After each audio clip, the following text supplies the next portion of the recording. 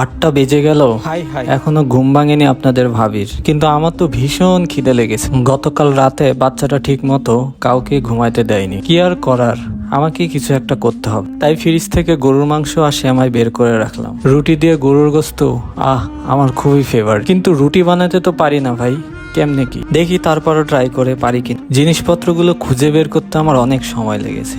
যাই হোক, অবশেষে পেয়েছি। চুপি চুপি আটাগুলো সেনে নিলাম, গোল গোল করে 5টা চাকা করে রাখলাম। রুটি বানানো শুরু করলাম। কাজটা কিন্তু খুব সহজ নয় যতটা ভেবেছিলাম। রুটি বানাতে দরকার হয় প্রচুর ধৈর্যের। প্রথমবারে পারি নাই, কিন্তু দ্বিতীয়বারে ঠিকই পেরেছি। গুরুজনের কথা আছে, একবার না পারিলে দেখো শতবার।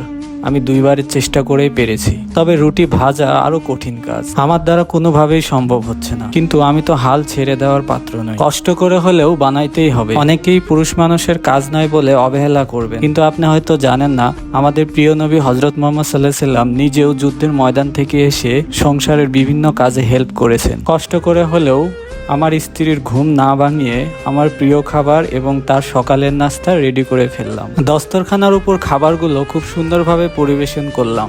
কেমন হয়েছে বন্ধুরা, অবশ্যই কমেন্ট সেকশনে জানাবেন। আমাদের ভিডিওটি ভালো লাগলে অবশ্যই লাইক, কমেন্ট এবং শেয়ার করুন। আর অবশ্যই আমাদের ইউটিউব চ্যানেলটি সাবস্ক্রাইব করতে ভুলবেন না।